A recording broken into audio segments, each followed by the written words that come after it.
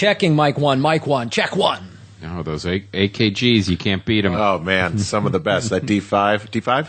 Yeah, D5. Yeah.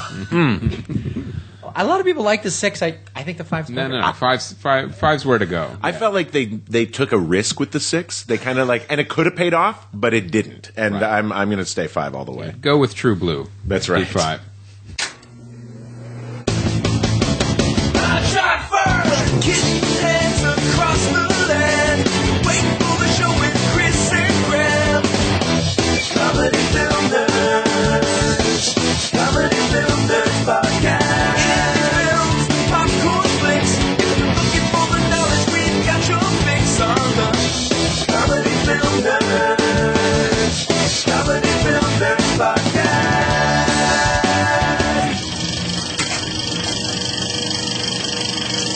Hello, everybody. Welcome to episode 247. This is Christmas week episode. It is Christmas week. This is great. A lot of stuff, a lot of great stuff. We're going to talk about a lot of movies, got a great guest, and we're hoping you're all having a happy holiday right now. Whatever you celebrate. Right in your earbuds. Right in your earbuds. Happy holidays in your ear holes. Well, we're going to be, you know what we're going to be putting in ear holes today?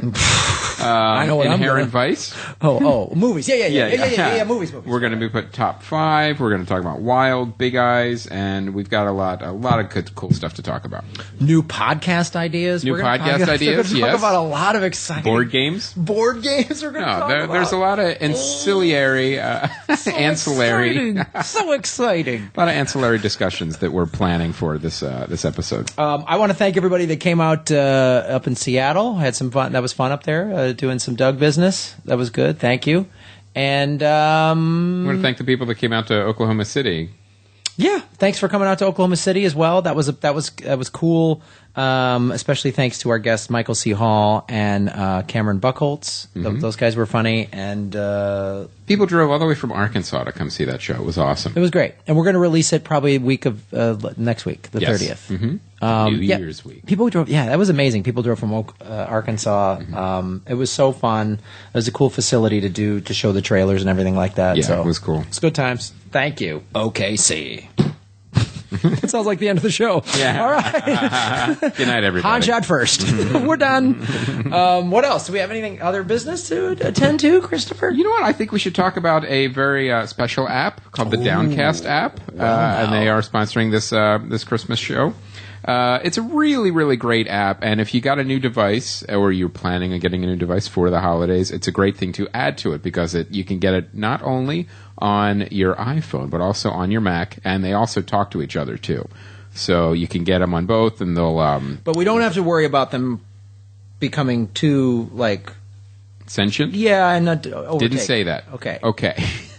I like Downcast. I just don't want them to attack us. It's a possibility. I'm not saying it can happen. I'm just saying it's unlikely. Which does, for now. It does say that it is a good app. Then. Yeah, exactly. If it is willing to overtake the human race, let's just say it'll do your thinking for you. Oh well, there you go. Yeah, that's what that's what human beings need. Is that we need really all our decisions taken away? Is what we need. Yeah, we're making a lot of dumb ones. Yeah. So maybe this Downcast becoming sentient is not a bad idea. Yeah, it's not. I welcome Skynet. Every time. You know what? Let's just try it. Let's just try it. Let's dip our toe in the Skynet waters. Let the machines take over for 48 hours. Yeah. Yeah, and see how it goes. I don't think they're going to abuse it. So go to downcast.app.com and lose your free will. So. That's and why wouldn't you want to do that? Why wouldn't you? Well, and speaking of Downcast, I think we should introduce our guest who, before recording, showed us Downcast on his phone, and his will to have his freedoms taken over by robots. Ladies and gentlemen, starting to become a podcast regular. I saw him at Podcastathon and have been on some Doug Loves Movies with him, and from the hit TV show Mad Men. Ladies and gentlemen, Rich Sommer. Hey! I did it. Podcasts are kind of like tattoos. Once you do one, you're like, well, I got to do more. I can't just do one. No. I got to get a sleeve. Well, Downcast tells me to do every podcast offered to me, and that's why I'm here. We've tried letting the machines take over in fiction, and it always seems to go wrong. But we haven't we haven't tried it in real life. No, we haven't. I mean, it's worth a swing. Yeah, exactly. I'm just saying one time, and it might go wrong. Sure. It could. And that might be the thing that ends our race. Or it could be great. Yeah. You know, it also could be the thing that unifies us. Exactly. We're all arguing over all these things all in this country and all over the planet. Maybe we put down our differences and have to fight a robot war. That could help us. And then all these technologies and appliances, they have to fix themselves now. Yeah, see how they like it. Yeah, exactly. Not as easy as you thought there, robots. Yeah. Try replacing that screen because I dropped it. Yeah. You dicks. Well, let me ask you this now. You're done shooting Mad Men. Yes. I love pronouncing it. Yeah, I love that you do. It's consistent. I won't take it any other way. Superman, Mad Men, Spider-Man. Robots, of course. Sure. Tuesday. Sure. So you guys are done shooting the last, what is it, 8 episodes? 7. 7 Yeah. episodes comes out this spring? Yes, March or April, I would guess. It hasn't been announced yet, but nor has it been told to me. So I don't know. Sometime I would guess March or April. Mm-hmm. But have you checked with Downcast? No, you know what? There it is, March 25th. Sorry. They know a lot of things, it turns out. Well, they've jacked into the AMC mainframe computer, and they know release dates. I'm sure you've been asked this a million times, but we obviously... What's working with Alan Havey really like? I'm glad you asked. Is he a pain in the ass? Let's call it what it is. We were very fortunate. I know we're going to get to this actually.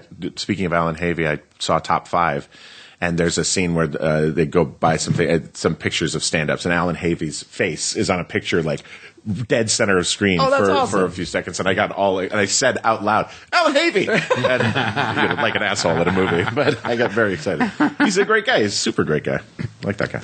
He's been with us since the beginning. Yeah, we've been with Alan. Great. Uncle Alan. He's good people. He is good people. What's it like? I know you've been asked this a million times, but I like working on this show 7 seasons. Mm-hmm. You know, what was that? I mean, it's one of my favorite shows ever. And, you know, to work, you know, any actor obviously would love to have this kind of opportunity. What has the whole experience been like for you? Because real quick, I've known John Hamm since before this. And I remember when he was just like bouncing around and thinking, like, I'm going to sell my house and move back to St. Louis or whatever. And then he becomes, you know, Don Draper. So the whole process. I know that was like a 5,000 word question. Yeah. And answer in 30 seconds. So when the Earth crust cooled, how did you... Oh, good. Okay. Yeah, it's easier to take it back there. Yeah. Wow. Well, it's been quite an experience, obviously. And like you said, I've been asked something like that a million times. So it's sort of a rote answer at this point. But we had no idea, obviously, what it was going to be when it started. I knew it was a really good script. I was very excited to be called in on it. I was over the moon to be called back. It was the only pilot I got called back for that whole pilot season. I was about ready to throw in the towel, and that was a very exciting callback to get, and then to get the job. And I was not the first choice for Harry Crane. There was another actor who was cast and happened to be in a play at the time, and sort of through the advice of some people he respected and the casting people who said, you know, it's if the show goes, there's no guarantee you'll go with it, and it's it's on AMC. Like, who knows what's going to happen? They were like, you should stay in your play, don't burn any bridges, and he did. And so then I got the call the day of the read through as backup, and was happy to be called off the bench. Were you living in LA or New York? No, I was in New York. About half of us were living in New York at the time. And the pilot was shot in New York at Silver Cup Studios, because I think AMC wanted it to be in New York, but Matt Weiner, our boss, sort of put his foot down. He had been going back and forth to New York for Sopranos and knew that he wanted to stay in LA. So finally, sort of, they pulled the trigger and brought us out here. Yeah, that's great. And then, like, as it became this phenomenon and all that, I mean, how is that as an actor when you're just like, you know, just hope I get the gig, hope the check clears, hope, you know, there's all these just, well, I'm glad I got called back, I'm glad I'm in the pilot, and you can never really bank on, you know, in the back of your head, you're always like, man, if it's a home run, but you don't think that way, don't, you know. But that never really stopped all the way to the end, because it was always, then once the show was doing well, it was like, well, you know, I hope I'm still in it. You know, I hope because we didn't know for the first few seasons there wasn't really any major warning if someone was going to be written off, because the writers, as secretive as they are with the public and as secretive as they ask us to be with the public with what we know, they are that secretive with us with scripts until the day we get them, which is the day before the read through, or got them back when Mad Men existed. So we didn't know oftentimes if someone was going to be written off, and they would open the script and go, "Oh, I guess that's that." And sometimes there was warning. I heard a lot of shows are like that. You don't know until. I think that's true, and also I don't want to make it sound like it was at all malicious. And well, I think just have to do it that way. Yeah, I think it was, especially in this Twitter age of what. Right. Like, I think that was the only way to protect the scripts. Yeah, and over time, I think that the powers that were at Mad Men came to understand that was potentially damaging to one's psyche to be terrified every time they opened a script. So they did start kind of giving a little more warning. If you were going to be opening a script that was your last, you might get a call to come up and have a glass of scotch. Or your script, the cover of your script. So that's sort of like like in the Hard Knocks NFL, like grab your playbook. It's how much scotch? Ooh, your script, good stuff. Your script cover was like a different color. You know, when you're being written off. That's right. Yeah, it's on recycled paper. Like it's X'd out shit on the back. It's not the full script. It's just 2 pages. But yeah, so that never fully went away. Like I don't think anyone got complacent about the fact that the show was good, and I think that we also, look, I will be honest in saying I sort of was waiting for the other shoe to drop on the end of the writers, because I remember Aaron Staton, who played Ken Cosgrove on the show, when we got the second episode of the show, which was a year after we shot the pilot. We got together and we had this conversation where it was like, well, I don't know how they did it, because we loved the pilot so much. So I don't know how they did it, but they did it again with this episode. But at some point, the other shoe is going to drop quality-wise. And for me, it never did. Right. I mean, some people might disagree with me, but I feel like it never, ever dropped all the way through the final episode.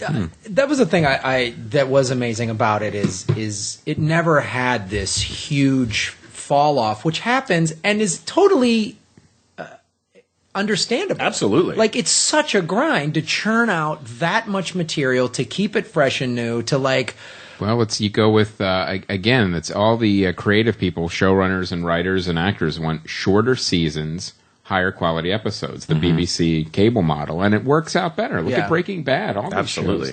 It's, you don't need that many shows. In fact, when we had Mark Guggenheim in here talking about Arrow, he said there's just, it's like 26 a season. It's too many shows. You can't build that story that you want to build when you have to fill all these episodes. You're almost doing, you're doing 26 hours. It's almost like 26 films, like feature films that you're banging out in 8 days or whatever. Yeah, that's a lot. Man. So it's like then they become one-offs. Then you can't serve the story. You fall into the formulaic trap. Yeah, it's exactly. It's like, well, have him come into. And the only show that seems to be sort of avoiding that's doing that many episodes is The Good Wife. I mean, they seem to consistently be keeping that quality up, but other shows suffer from it almost instantly. Sure. And some shows have trouble sustaining 13 episodes. Right. But I don't think you could have a show like Mad Men or The Sopranos or The Wire or Breaking Bad or House of Cards or Orange is the New Black or any of those shows without having that sort of high density of storytelling,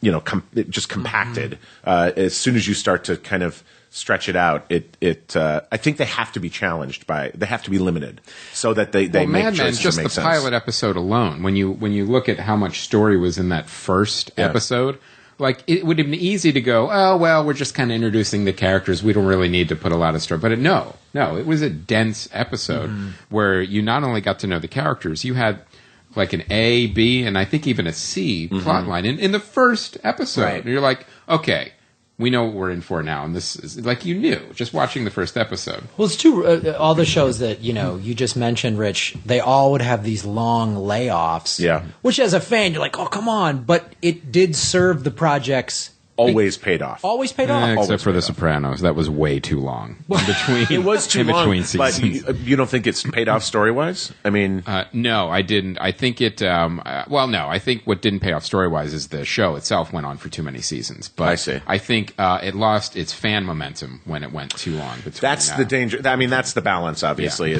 And I think we teetered on that between... I guess seasons 4 and 5, we had a year and a half off in between because of things happening with the network or negotiations and things like that. And that I was a little nervous about that. And during that time, I sort of was like, well, the show's probably not coming back. I felt like there was a real chance it wasn't going to come back. And also Matt and the writers openly have said, and I think except for season 6, this was true.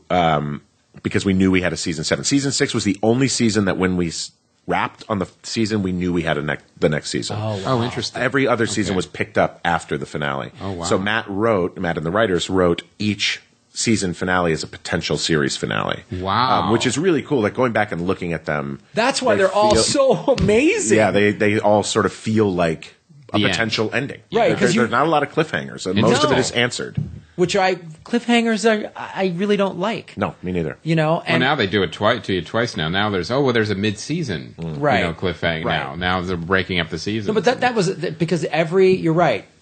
Every season of Mad Men ended like, wow, that explains that. Yeah, right. Right. Holy well, we know where that went. Yeah. Which is the thing that always would drive me crazy about like Lost or whatever, was just all these fucking like. Oh, those were hard. I loved Lost, but those were hard finales because you're just like, I have to what? I have to wait 3 months Yeah, for come not on. Benny's boat.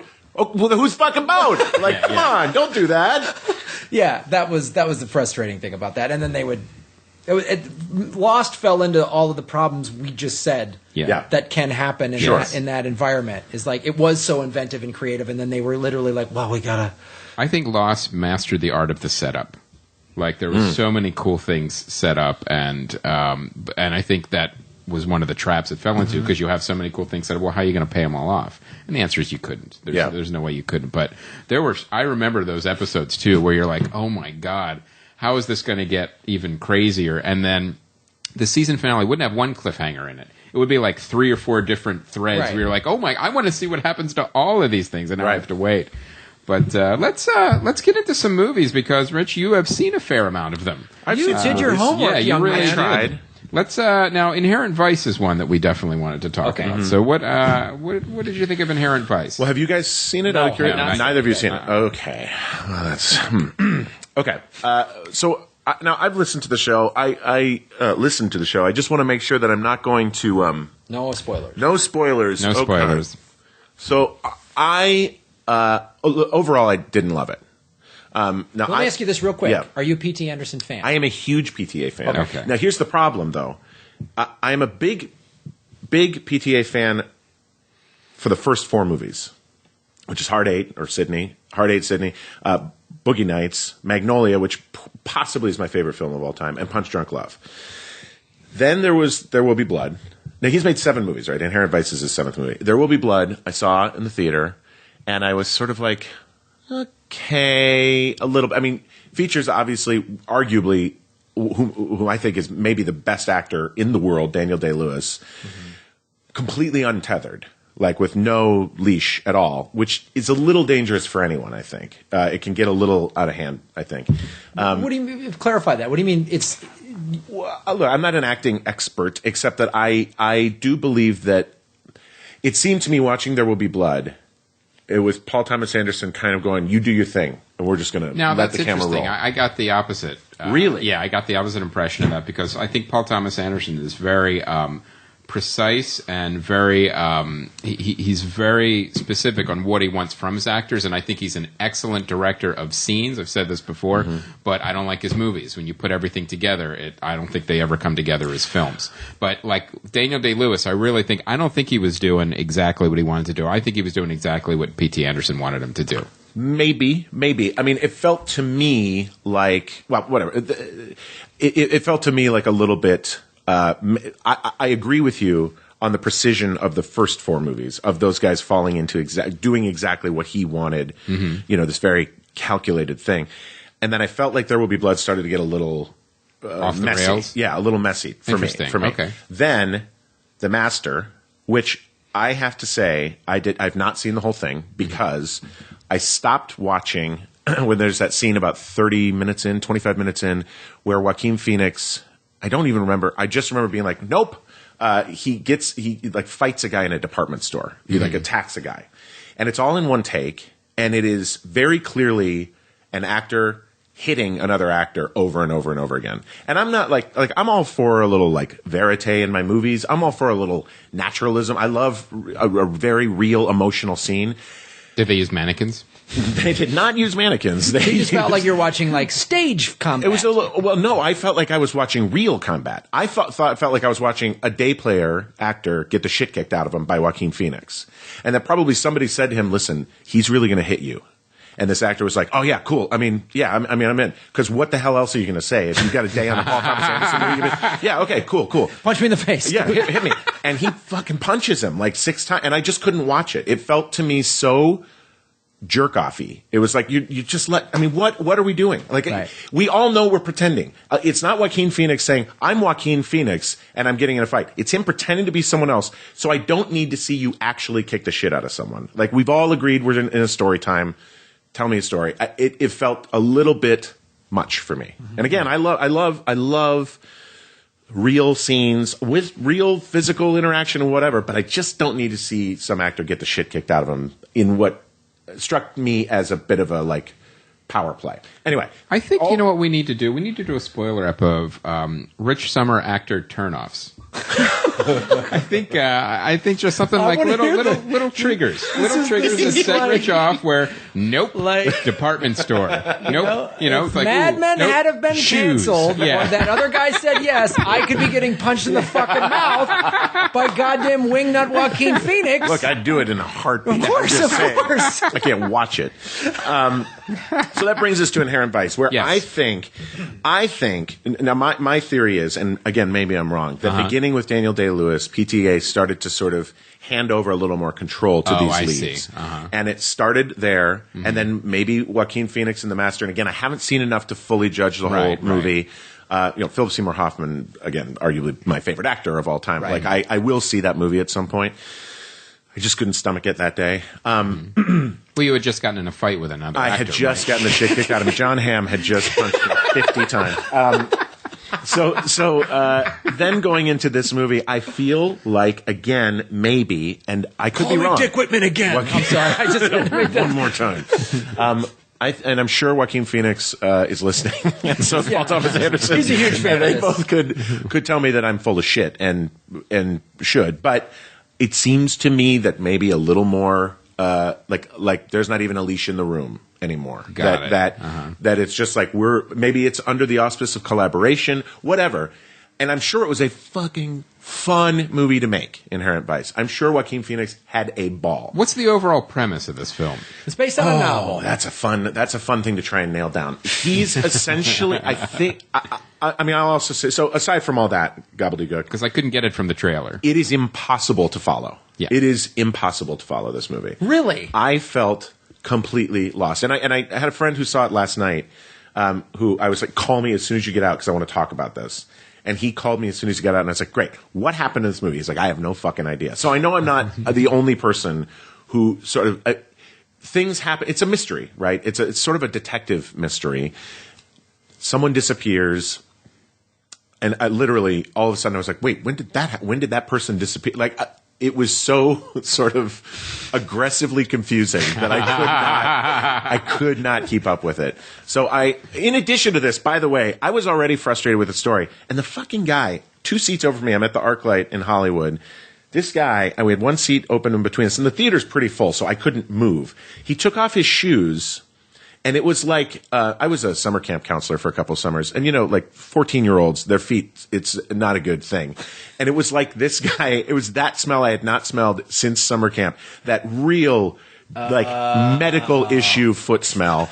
And this guy, every time he would cross his right leg over his left, there'd just be this whoosh. And it was so distracting to me, and I was getting more and more sort of physical with covering my nose. And finally he put his shoes on, I think he got it.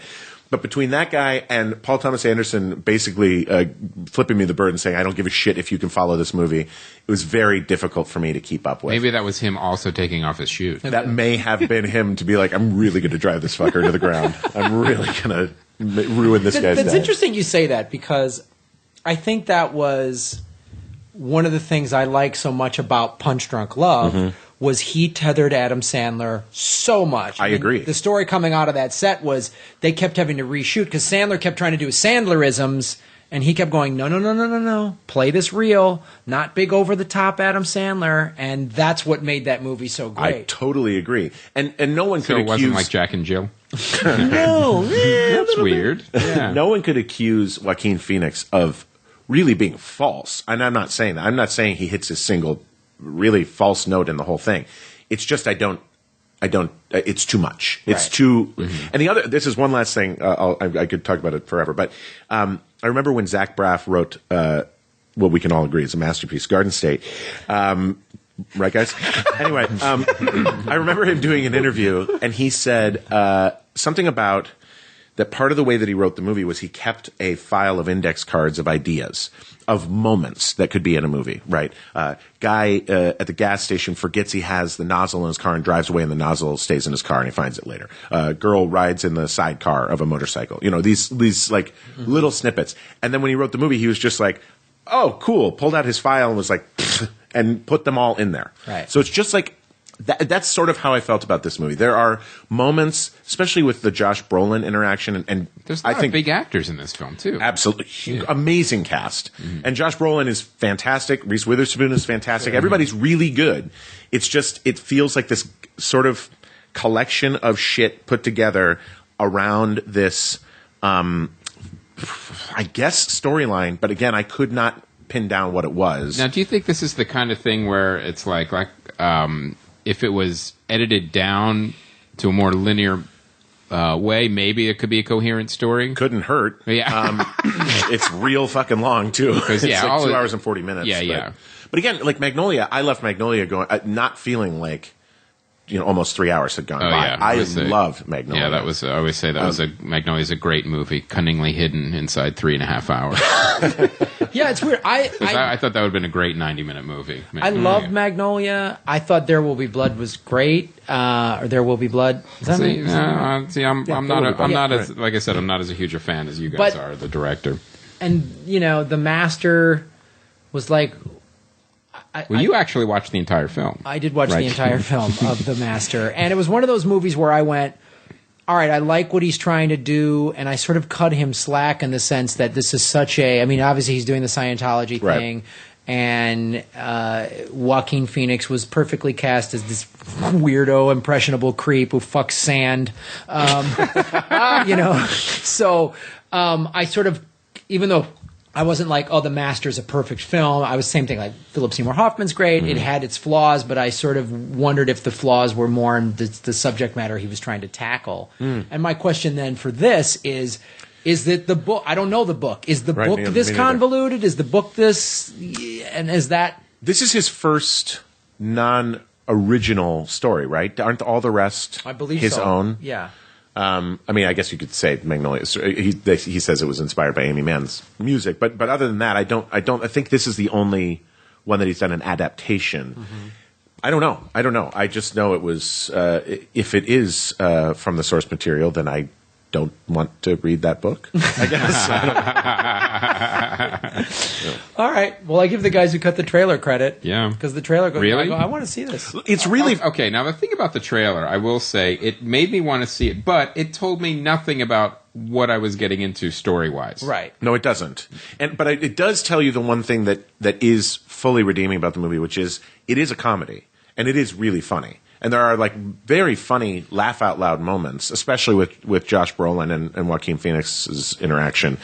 But again, it's sort of like, it feels a little like he's sort of, God, I shudder to ever call something that PTA has done derivative, but it feels a little Coen Brothers-esque, trying to be Coen Brothers-esque. And the Coen Brothers, like, this movie, I think I wanted it to be Big Lebowski, right? And there are things about it that feel like Big Lebowski. except for the part that there's no story that you can follow. There is a story. I can't keep shitting on the story. There is a story. I just don't know what it is. And that's probably on me. All right. Well, let's talk about a film I saw last night. Wild. Which... Now, I really want to hear the comparison to this movie to the movie Tracks that we saw in Australia. Well, it's funny because I had also just seen on the plane last week Into the Wild. Uh-huh. So all three of these stories are all very similar in the sense that it's a person who just went on a trek and wrote a book about it, and then they brought the book to life. Now, did you watch Eat, Pray, Love after that? That's a rich lady that goes to resorts. Okay, that's a little different.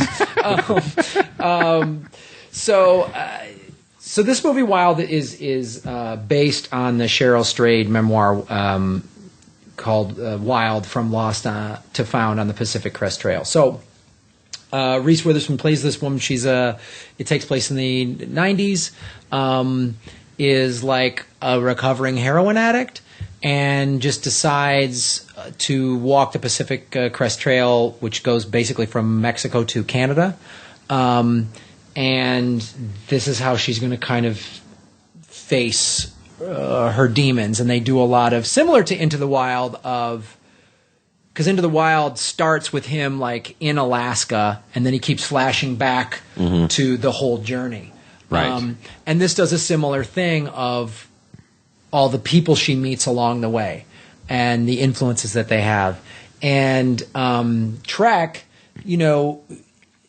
Trek has some of that. Tracks, yeah, I'm sorry. Tracks is some of that, but Tracks is different in the sense that, well, first of all, it's the fucking outback where there is no one. Yeah, so, no one but camels. No one but camels. So Tracks is really just her. Right. And having to navigate this, and occasionally the National Geographic photographer. That's it. That's her Caesar. only interaction is the National Geographic photographer. So they have very similar elements. The thing I liked about Wild, it's Reese Witherspoon, not being all Reese Witherspoony and all America's little angel, kind of Hollywood's favorite sort of thing, and she's.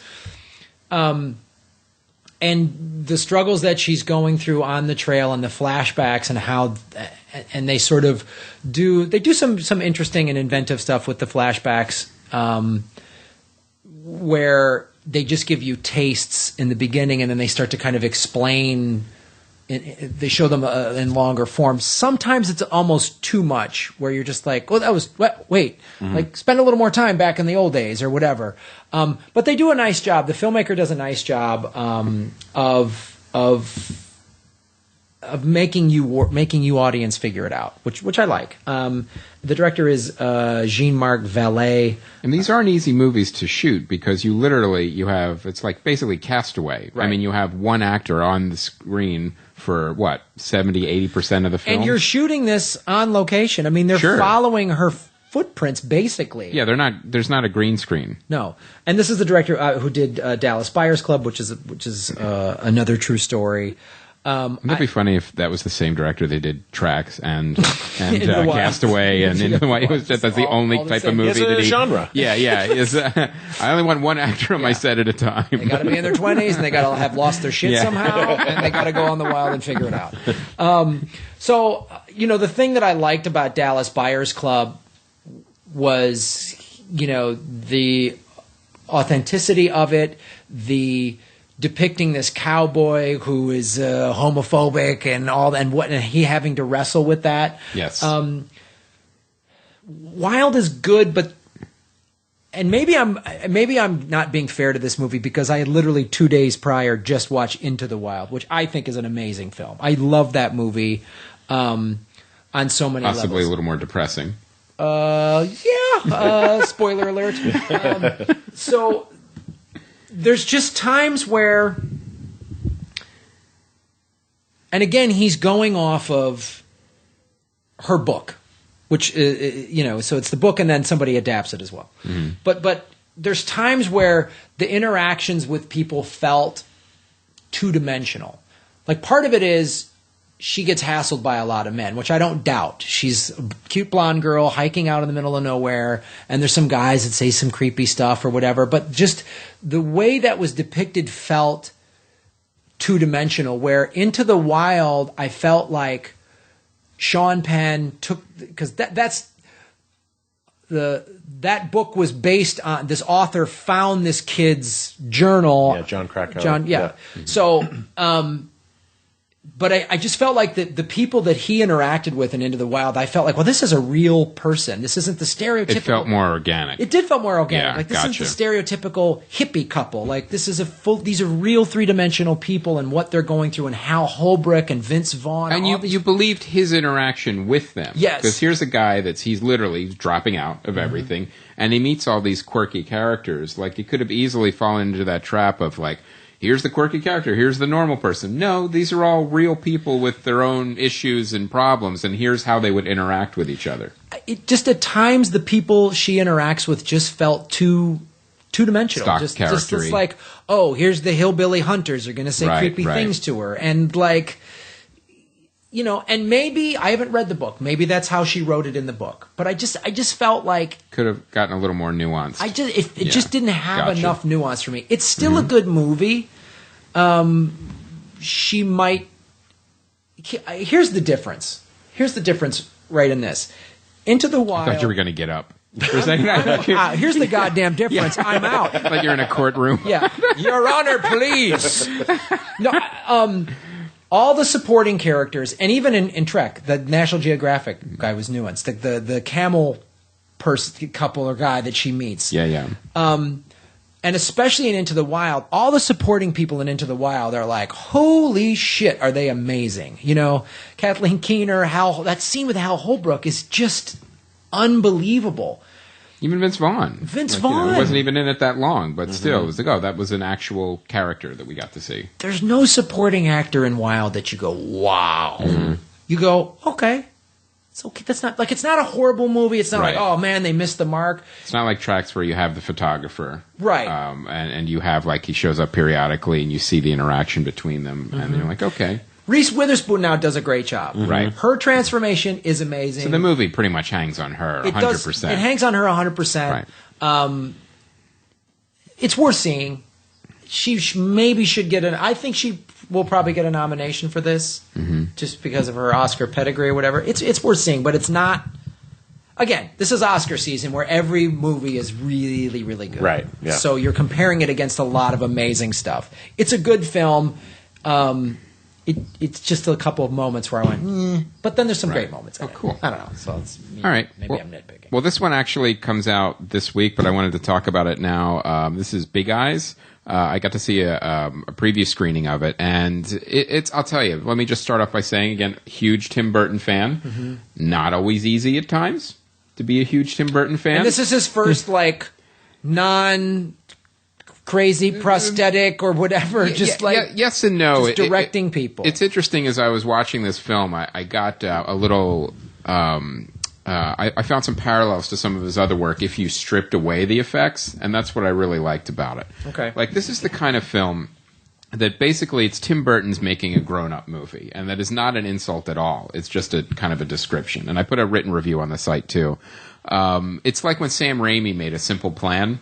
You realize, like, oh, yeah, he's actually a great director of actors and put a story together without monsters or, Spider-Man or anything. He's a solid director.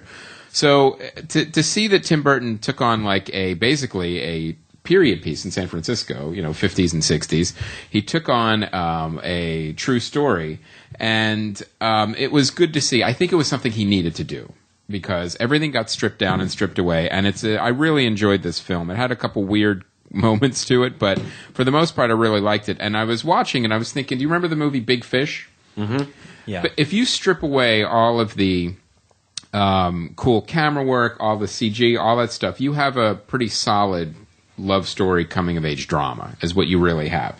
And that's what you have here. You basically have a really great human drama about art fraud, essentially, is where Margaret Keane drew these pictures of kids with big eyes, and the husband took credit for it, and they became very, very wealthy off of this, off of these pictures, and also off of Essentially, which was an art scam. So I'm watching this movie, and Chirstolph Waltz. It's always weird when you cast Chirstolph Waltz in something because you're not sure, like how thick is the accent going to be? Is he going to be over the top? Is it like in this full one? Nazi, half Nazi? I have to say the accent was toned down. It's about a 2 or a 3 out of the Chirstolph Waltz accent scale, and so accent intensity scale. Inglourious Basterds being a 10. Yeah, that was a 10. And a rating exactly. Like Yeah. So there was a so. I'm sure you can find the scale online. Oh yeah. Actually, I broke it down in the written review. I broke it, so it's on the written review on the site. So the Chirstolph Waltz accent intensity scale. Oh, okay. It's the CWAS. So Of course, give it an acronym. yeah. Perfect. Yeah. So Send us your CWAS numbers, guys, on Twitter. So I'm watching this movie, and I was really happy to see that there wasn't like there was no, you could tell there was no pressure for Tim Burton to be all Tim Burton-y. It's like when he takes these horrible assignments like Dark Shadows. Okay, gotta have gothic buildings. Everyone has to be dressed in black. Johnny Depp has to do something weird or quirky, and it was like so. Like, it wasn't a phoned-in movie like he's been doing with those remakes. I hope to God he never does another remake again, so I can love all Tim Burton movies. So, like Big Fish, it was a really solid drama, and the acting was really cool. What I really liked about it too is the characters, like we're talking about with even the supporting characters, they're nuanced. Like, you could see Margaret Keane. She was a woman of the times of 50s and 60s. Like, there was great scenes where oh, does your husband approve of you working? And well, we're separated. This is before she met Chirstolph Waltz, and just the attitude towards women at that time. Well, women can't paint or do anything. You should be in the home or a secretary. That's it. That's all you're allowed to do. Mm-hmm. And what I also like too is Chirstolph Waltz. He plays the husband, but he plays a con artist basically. But at the beginning, you could really tell that he really cared for her. Like, there was definitely a connection and love, because it wasn't like he found out her art could sell and then he married her. It was like, really, there was a courtship and a romance, and then it was almost by accident they found out that they could sell, and that's when all the con and the money and then everything kind of changed.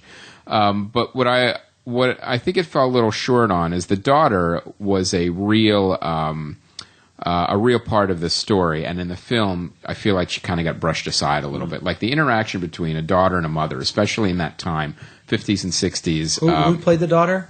It was actually somebody I haven't seen before. How old was she? She was pretty. Well, there was a couple different age. Oh, okay. Age groups. So it was, I think, 2 or 3 actresses played her. So what it was is because you get the impression too at the beginning of the film, it's like, well, it's just them. It's the mother and daughter. They're alone. It's they got to stick together. And one of the most heartbreaking parts of the movie as it progresses, and this is not a spoiler because this is in the beginning, is like when she starts lying about who painted the artwork. It's like, well, you're lying to your daughter too, and this you two are supposed to be a team and together, and I really think that it's definitely there and it's touched on, but I feel like it could have been a bigger part of the story because the mother-daughter relationship was so important. Then there were a couple really crazy things that Tim Burton put in just to be kind of goofy that did not need to be in there. Like Terrence Stamp is an art critic who hates the art, which is great. But there's a scene, it's in the trailer, where Jason Schwartzman? No. Terrence Stamp. Jason Schwartzman is is a gallery owner who's a prick, but he's great. He's a great, charming prick. He plays a great, charming prick in a lot of movies, and he pulls it off yet again in this one. The charming prickometer. Yeah, the charming prickometer. I've never seen him under a 10. The JSCOP? Yeah. CPOM. There it is. Yes. Woo. Just, isn't it like the chronic breathing disorder? Yeah, no. It's the CPAP? Same scale. It's the same scale. Same scale.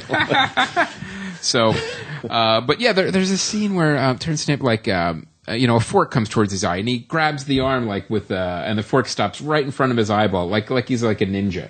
Like it's a weird scene, and then just puts the fork down, walks away, and then that's like the end of the scene. I'm like, well, wait, need that. That's just he doesn't have to be a ninja. He's an art critic. He's Terrence Stamp is an art critic. That's all we need. That's all we need. Are trained in the and then there's stealth arts. And then there's a courtroom scene that's reminiscent of a Three Stooges episode, whereas like there's really weird, like these odd tonal things that just kind of come out of nowhere. But they're so small and they're so few and far between because the rest of the movie is solid. You're like, well, why did that need to be in there? You didn't. You could have cut that out and not lost anything. I think Kristen Ritter does a really nice job in it, but she's also a little underutilized. But ultimately, the movie is Amy Adams and Chirstolph Waltz. So it's worth seeing for those two. It is definitely worth seeing. It's also definitely worth seeing. When you strip all the artifice away of Tim Burton's directing, what is really that was left what I was most excited to see. Is a really solid director who's always been a very solid director. In fact, when he even started directing, he said that I'm really more interested in evoking an emotion than hitting plot points. Like when you see some of his movies like Edward Scissorhands and stuff, they don't necessarily hit the plot points, but the emotion they evoke is absolutely beautiful and breathtaking. But in this movie, I'm happy to say he did both. There was definitely a very linear story. I mean, he had real life events to kind of time-post everything. But also, it was a real human drama, and it was also a period piece and a love letter to San Francisco of 1950s and 60s. So I really liked it. It's not perfect, but if you're a Tim Burton fan, some nominations come out of it, probably. Maybe I think Amy it Adams? might be. Amy Adams maybe would probably be the one I would pick if she's going to get one. But it's definitely worth seeing, and it's I'm glad Tim Burton made it. All right, now let's go to the other movie that Rich saw, Top 5. Yes, the Chris Rock film. Yes. I'm excited to see this, but now I've been hearing mixed things, and I'm I don't know. Overall, well, I saw Inherent Vice first, and then the same day went and saw Top 5 because I have children, so you must make these things work together. I understand. I can say that compared to Inherent Vice, I enjoyed it much more. By the way, I just want to touch on Inherent Vice based on what you were saying about evoking an emotion. Inherent Vice maybe that's part of it too, is that it is just trying to evoke a feeling, which some of the reviews I read afterwards, sort of angrily sitting in the ArcLight bar waiting for Top 5 to start, reading all the reviews of Inherent Vice, they were saying like that there are really two ways to see this movie, that you can intellectually see it and try and sort of crack it, or you can just sit back and just let it sort of like a pot dream wash over you. And maybe I was trying too hard to intellectualize it, but there is certainly a feeling it evokes. Anywhoots, Top 5. Basic story is Chris Rock plays a Chris Rock-like a comedian turned actor. Based on some of his life experiences, I'm guessing. Possibly. I don't know enough of his history to know how much of it is based on that, but I can say that he plays a comedian who has decided to sort of go straight acting wise. He wants to kind of he's starting down this path of being a real actor, quote unquote, and so he sort of eschews the comedy stuff. Right. He's known best for playing Hammy the Bear in Hammy the Bear 1, 2, and 3, and so he kind of sheds that, and it's great. Like, this movie is genuinely funny, and the cameos are outstanding. I mean, there's people that I did not expect to see, and I don't even want to spoil some of them that come later that I was genuinely shocked to see, and I was really stoked on it. But it's really good. The supporting cast is great. I think Rosario Dawson is really good.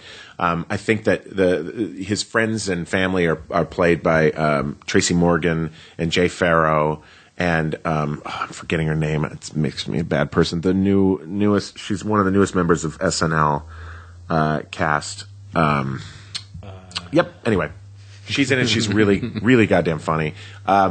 It's Haley Marie Norman. Good. Nope. It's good. Chris Rock it's sort of like those movies where it's like Mr. Holland's Opus in this way. I don't know why this is going to be a weird tangent, but let's see if it works. Mr. Holland's Opus is all about this guy who's writing like his crowning achievement, right? It's going to be the piece that changes everything. And when you finally hear the piece, you're like, as an audience. Right. Now we're still being told that was amazing that by the people on screen, but we also have to judge the thing, and it's like, yeah, those notes go together, but it wasn't like didn't change my life. Chris Rock, this is sort of, it's a tough tangent, but I'm going to try and bring it around. Chris Rock is playing a comedian who's trying to go straight as an actor. And maybe Chris Rock himself is a comedian trying to go straight as an actor. And the acting part of it is not good. It's a bit of a bummer. He's good. Like, he's good. And overall, he's good. But like, he does this thing where he like closes his eyes when he's talking a lot. And you just sort of lose some of the, connection. Eye contact. Eye contact. Like a basic communication skill. That goes away, which is difficult to watch. But no, he wrote it and directed it as well, I believe. It feels a little written. It feels a little bit. I went with a friend, and I'm really blissfully bad at sort of nailing theme in movies. I sort of. So when things happen at the end that are playing into all the foreshadowing and all the theme that's been set up, I'm usually like pleasantly surprised. Whereas my buddy that I was with leaned over and was like, "This is this, and this." And I was like, "Oh fuck!" And then it all was like, but I was like, "Right, of course, it was all there." So it's a little bit. Rosebud is a sled. That's right. Exactly. Exactly. I get it. I think the sled is it's Rosebud. But yeah. So. Overall, I enjoyed it. I did laugh a lot. Cedric the Entertainer is fucking amazing, and he only has a few scenes, but that little moment in the trailer, for some reason, just make with the hangers. With the hangers. Oh my god! For some reason, I think it's really funny, and it really kills me. I've seen the trailer 6 times, and also seen the movie, and I still was laughing out loud at the movie at that moment. So it was really. We're seeing worth seeing. However, wait till it comes out on DVD. Yeah. Okay. I don't think you need to. You'll watch it on a plane or something. Absolutely, and you'll love it. But it's not worth racing out to see. I'm going to save this for a plane trip. Yeah. I think it's a good idea. All right. Well, let's talk about Rich, your love of board games. Yes. Oh, I'm sure everyone is dying to. Well, let me preface this. We ran into each other at Podcastathon, which, by the way, if we haven't mentioned it before, I need to mention it again. That is an amazing thing. It's pretty They phenomenal. raised another $140,000 or something like that. They're in the $600,000 or $700,000 over the however long they've done this. 6 years. This is the 7th year. Seventh year. Still for Smile Train? Yeah. Yep. Okay. Like that. That a bunch of comedians getting together doing an old school Mike Douglas style talk show in a theater in Hollywood that's to me, it's everything that I love about podcasting, comedy. Like, I've known Pardo for 20 years. Like, I'm proud that guy's my friend. That those guys would do that, and it was so much fun. Like, I've done it a couple times. It's a blast. I'm one of the people who have done that podcast-a-thon every year that it's happened, and that green room is always so fun. Right. Because like you don't know who's on there before you don't know, you don't get a heads up on who's going to be there when you get there. Right. And this year I ended up kind of doing a dumb running gag without Jimmy knowing I was going to be doing it. So apologies again, Jimmy. But so I was there a lot of the day, and the people that you encounter back there, it's just a fun, chilled out, place to hang out. Like walking in and there's Sarah Silverman and Zach Galifianakis are hanging out. Like it's people come together for this thing because Jimmy has really made it clear that it is making a difference. And I think that's part of it. That first one didn't raise anywhere near what they're raising now. I remember it made like $3 or $4 grand, and we were like, "Wow, that's awesome!" It was amazing. I remember the year they did $20 grand. I was like, "No way! This is mind-boggling." It's amazing. It's amazing. It's a really cool thing. It's the coolest thing. And then, everyone's just hanging out. Like, I run in and catch up with people. Like, I haven't seen them in forever.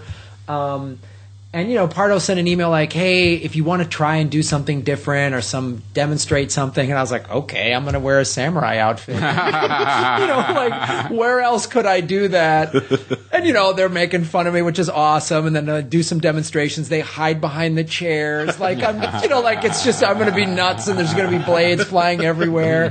It was so and I'm backstage, and there's like Zach is there, and we're laughing, and then like Sarah Silverman just comes off stage with her boyfriend, the Prime Minister of Michael Michael Sheen. Who's just like, wow. I'm like, hey man, I'm a big fan of your work.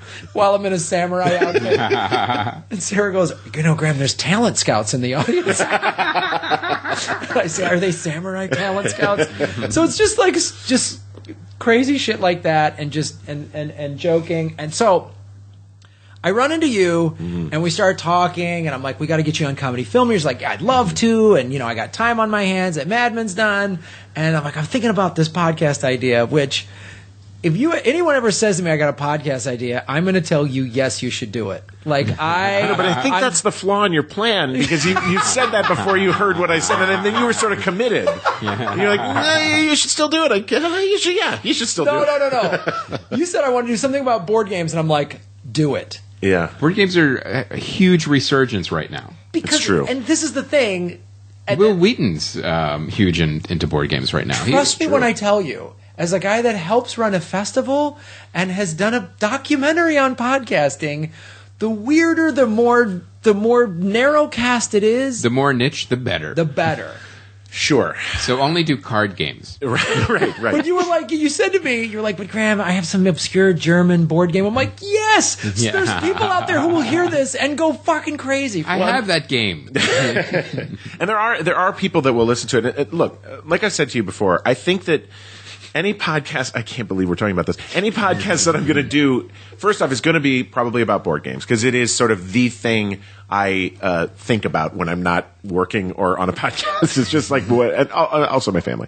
But I just am like they're like in fifth place. Whatever. Right after Rich Risk Legacy. Sommer's board game meter. Whatever. Because we came in, we have Risk Legacy right up there. That's right. And it's such a great game. Great game. Haven't finished it yet. I just my concern is there are kind of two ways you can go with a podcast like that. If I talk to people who are deep in the hobby, and there are plenty of them, I think I'm only going to reach an audience of people within the hobby, which is fine. I'm not necessarily looking to like change anyone's opinion on board games. I think if you like board games, then maybe you would listen to a podcast where I'm talking to people about. But are you going to make eye contact? Oh no! No. My social anxiety comes fully in form when I'm across the table from someone at a board game. But I think that if I changed focus a little bit and focused on people in the the entertainment community and what their board game of choice was growing up with it, I think that's something that would be more palatable to the masses. That said, there's room for that. But for me, I want to talk to the guys who are like designing. Then do it. I know. Rich, here's the thing. Hey, you know what's great about podcasts? No rules. No fucking rules. You could do both. I could do both. Yeah. One episode, you have the guy that creates the weirdo thing that six people love. You have one episode, you have both of the Parker brothers on. And then Stephen Jerry Parker, welcome to the show.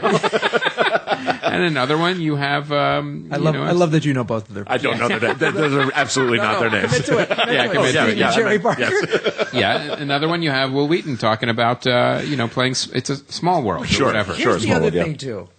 And this is something I say, like when young comics go, I want to do a podcast. And I say, if you're doing it to get big and famous or get your own TV show like Mark Maron, you're making it wrong.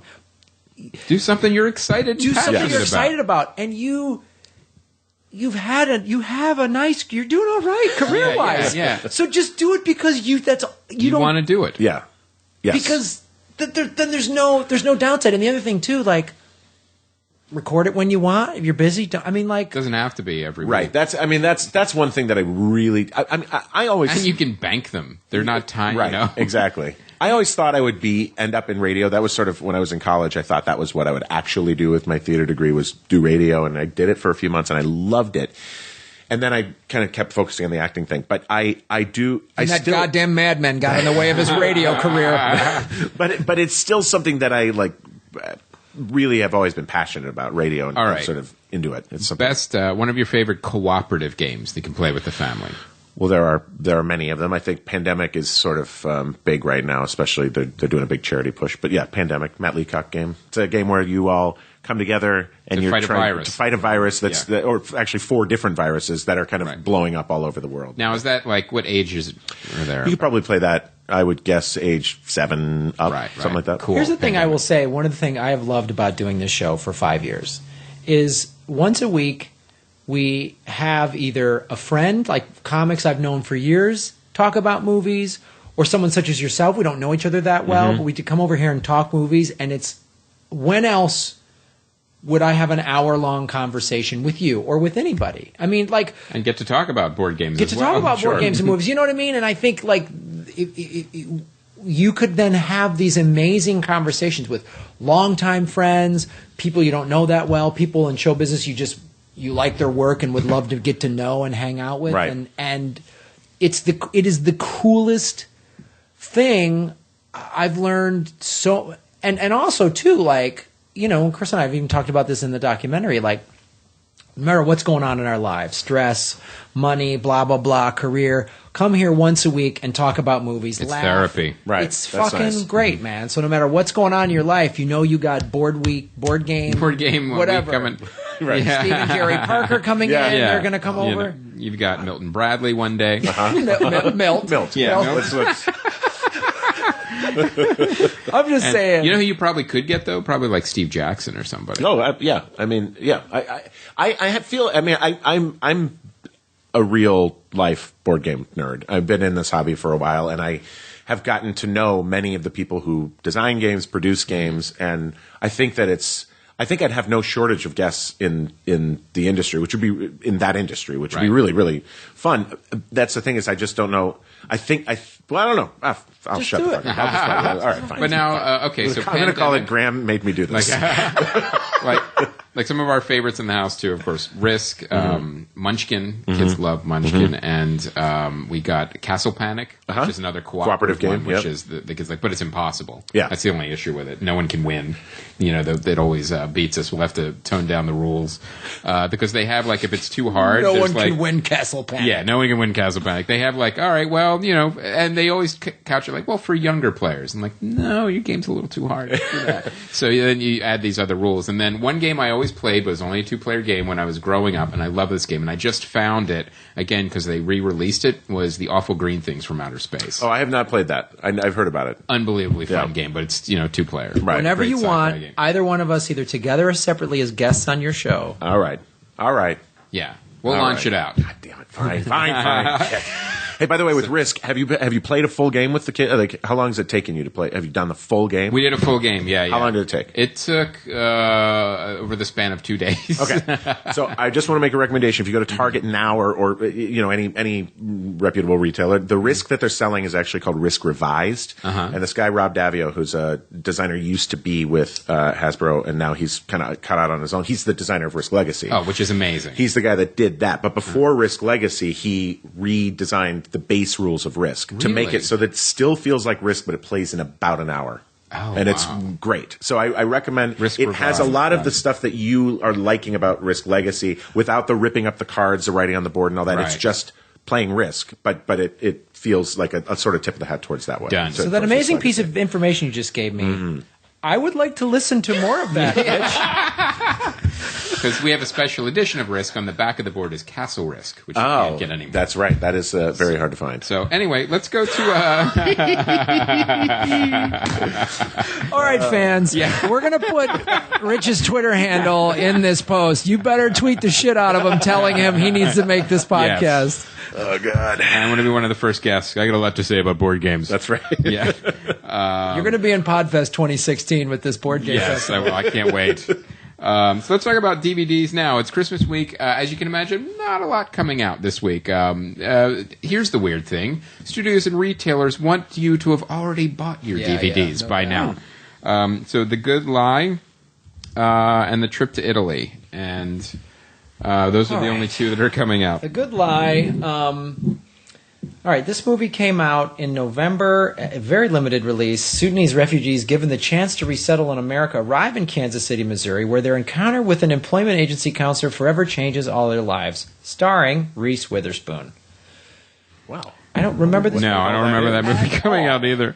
Now, the Trip to Italy, I do remember coming out. This is a British comedy, and I think it's actually a sequel to Steve to Coogan. the Trip, right? The Isn't that Trip, what it's called? yeah, that's it. Hmm.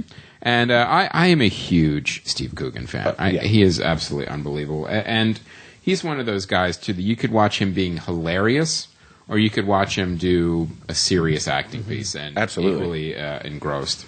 It's just these two guys just talking and doing Bane impressions and shit like that. Right? I'm on board. Yeah, but in Italy. In Italy. Yeah. It's like My Dinner with Andre, except funny and compelling and with more scenery. with more scenery. Yes, yes.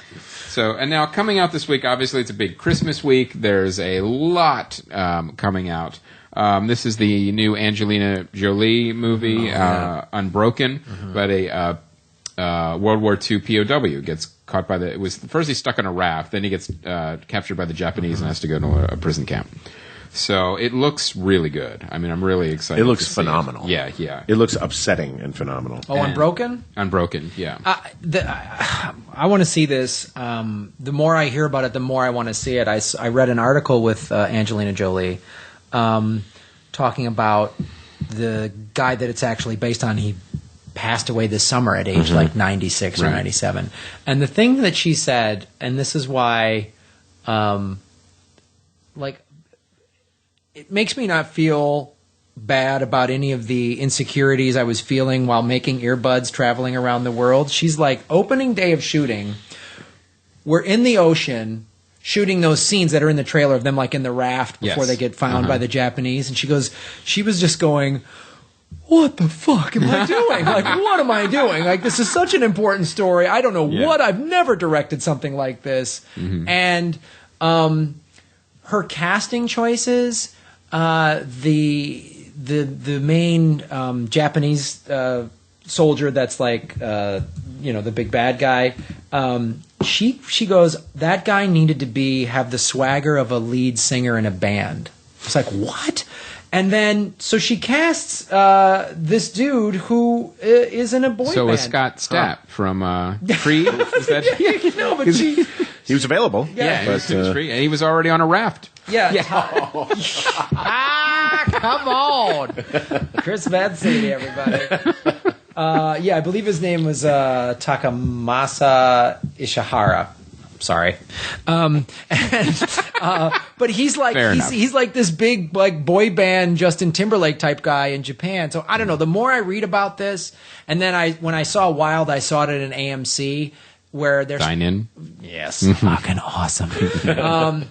And so what they've been doing at AMC's now is they've been showing like trailers with like interview behind the scene footage, like they did it with Interstellar. And so they did it with Angelina Jolie talking about that and what, the process of making that movie and how hard it was and how important this story is to tell. And so I can't wait to see this more than this is amazing. Now, the next movie is The Interview. This is the James Franco, Seth Rogen film. Now, here's the thing about this movie. I saw the trailer, and I'm not on board. But I really think the premise, to me, is absolutely hilarious. I love the premise, but the trailer literally turned me off.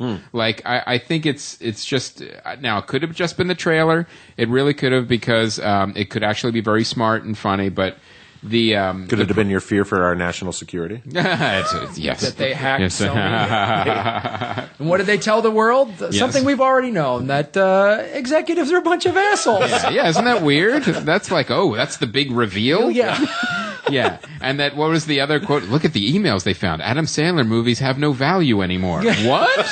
That's the shocking news coming out of the hacked the Edward emails. Snowden. But I love the premise of, they get an interview with the North Korean dictator, and the CIA comes to them that you have to assassinate him when you get close enough. And then they're hanging out and they realize, well, he's kind of a good guy. I don't know if we want to assassinate him. And that really makes me laugh. But the trailer was like, it didn't come together for me. Well, my question then is it because so many studios do not know how to cut together comedy trailers? It very well could be. Very well could ruin be. comedy trailers. I watched that trailer and I go, this is either going to be really funny, like this is the end, or it's like, I'm done with these two guys together. I can't decide. So, and that's exactly how I felt watching it. I'm like, okay, love the idea. I think the idea is hilarious, and it could be really funny. But then again, my trepidations could just be the fact that they cut together a trailer. Could be. All right. So let's. What do you think, Rich? I mean, I'm going to see it. Yeah. If for no other reason. I mean, look, I've rarely felt entirely let down by one of those movies, but it's certainly in a genre of movies that I lump it together with everything else. I don't think the storyline changes much from movie to movie. I generally enjoy them. It's fun. This one obviously has a different spin, but I'll see it. I mean, I'm looking forward to seeing it. Well, they got real life death threats. Yeah. Yep. Truth. Good for them. Yeah. Congrats. Jesus. Or see the Australian movie, The Interview, in 1998 with Hugo Weaving. That's not a comedy. Yeah. No, it's remarkably different. We're a very different movie. So the next movie is Into the Woods. Now, I will say I am not conflicted on this trailer or this concept. If I got to or this watch film. this trailer or the fucking Mordecai trailer one more time, I would watch Mordecai. I don't know. Really? I really do. I think this one. oh, behave, Yeah, or whatever this one he is, keeps saying. Because I just in my head I just replace him with Rowan Atkinson, and It's your only hope. yeah. but this Into the Woods. You're pulling God, a Rowan on him? Yeah. This trailer, it's like, hey, could we get every famous actor in this to overact and choose their own wardrobe? Yes, as a matter of fact, we can. So it looks and. Into the wood, and like, wait, do a very slow turnaround, like someone very mysterious has come into your house, and then wait, don't show Johnny Depp's costume yet. He's in a zoot suit in the Big Bad Wolf, like a Tex Avery cartoon, because that's what he requested from the costumer. So I really think that this is going to be a huge, big budgeted, overproduced. This is going to be a musical Hook. Is what this movie is going to be. Here's what they did. They looked at the Christmas Day slate and went, okay, we're going to put something in there for the kids. Yeah. Or the family, or the whatever. Which is weird because... super dark story, by the way. I was going to say, which is weird because the story is dark. The original play, it's like, no, it's not really for kids. Because look, this is the Christmas Sexual Day. awakening kind of type of... But they have taken out a couple of... Look, I have to say, I'm sorry to do this, but I am very excited about this movie. But it's because I am a bit of a musical theater dork, and also that would be a reason why you would not want to see this movie. You would just want to go to see the... You would want to go see the show again. I like that music, so I'll see anyone sing it just to see it. What if it was... I saw Fiddler in the Roof at a high school. Yeah. Because I was like, fuck, I'd love to see Fiddler in the Roof right now. I know they're going to massacre it, but I just want to hear Sunrise, Sunset. All right. And I went and watched, and, it was pretty bad. But it's still, you get to... What if this movie starred the Chipmunks? You still see it. You still see it. Yeah, I can. You know, just from your hesitation, you're like, I might be more excited just because. I mean, come on.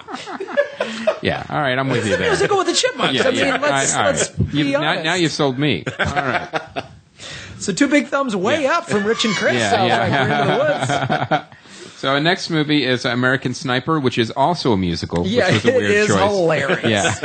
Yeah. Again, the more trailers I see of this looks really amazing to me. It's a very intense movie. I mean, I know that's kind of like the pattern where you release a whole slew of different genres on Christmas Day. Right. And this is like, okay, here's the war drama, Hurt Locker-ish type movie that's going to be on Christmas Based on Day. a true guy, Clint Eastwood. I mean...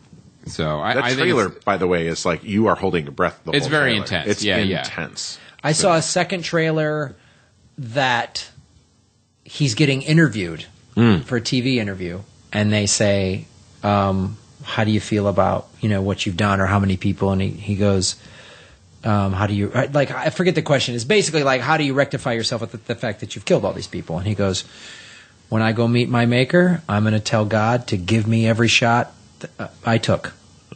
Oh, Jesus. And you're just like, ugh. And then they intercut that with all the other footage you saw from the other trailer, and you're just like, fuck. Like I'm really excited to see this movie. Yeah, I am too. And then of course Big Eyes is coming out. Yes. So that and that's so it's going to be it's another good Christmas season of films. There's something for everyone. When I say that, I mean people who like movies and people who don't. That's right. There's something for each of you. Yeah. All right. Well, let's do a little quick fan feedback.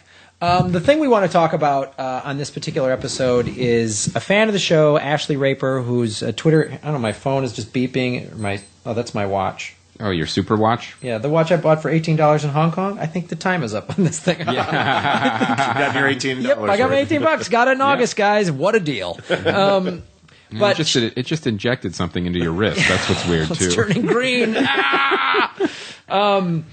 She is a fan of the show. Her Twitter handle is @JunoRose. We interviewed her for Earbuds, and she made this most amazing piece of artwork. She took the Earbuds logo and then drew it, and the Kickstarter logo. The Kickstarter logo with that has earbuds and then has all of the logos of the various podcasts in it, and it's just amazing. And the fan art, I had this idea, and I'm saying it out loud, so it kind of forces me to do it. Okay. Which is, I think at next year's Podfest we should have an art show. Have an art show.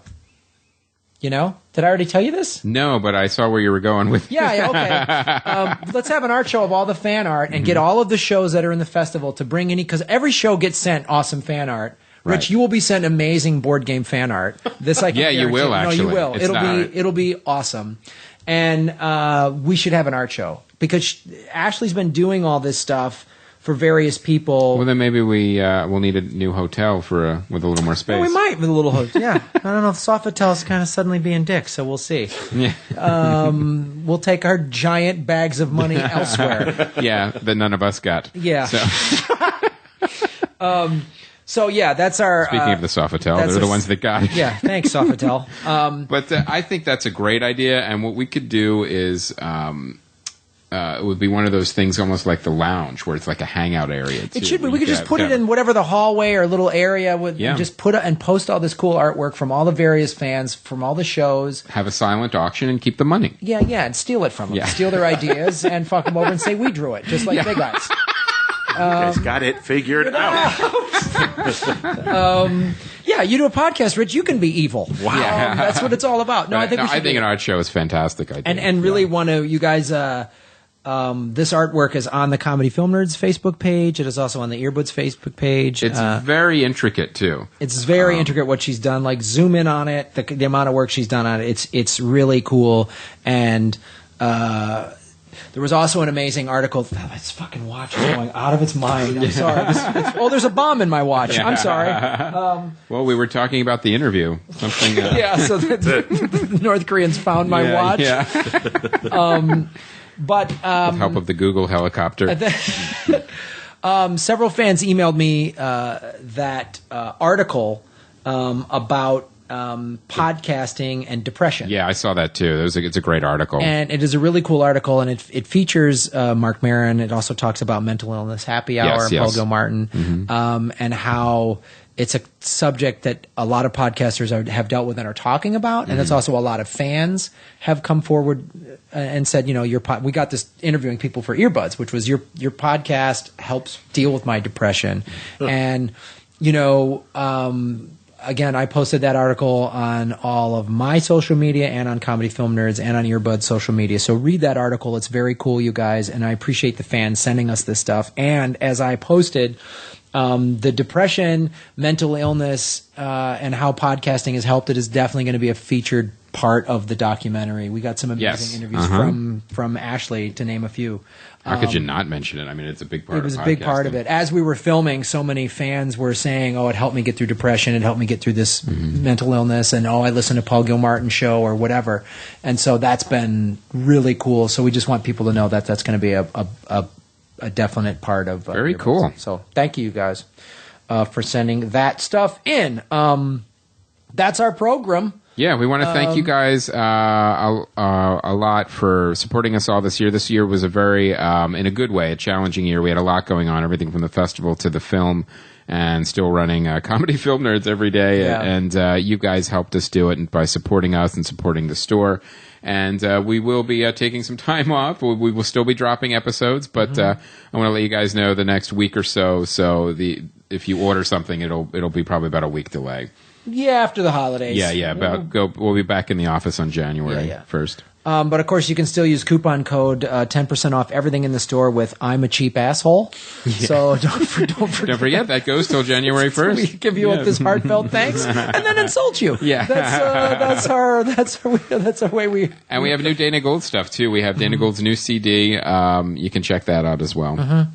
So, Rich Sommer, where can people find you on the internet? Talk to you. Anything coming up they should check out?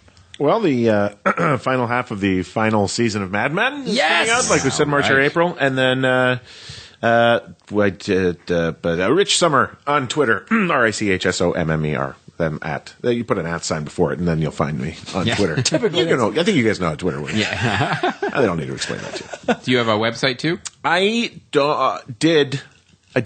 I had one.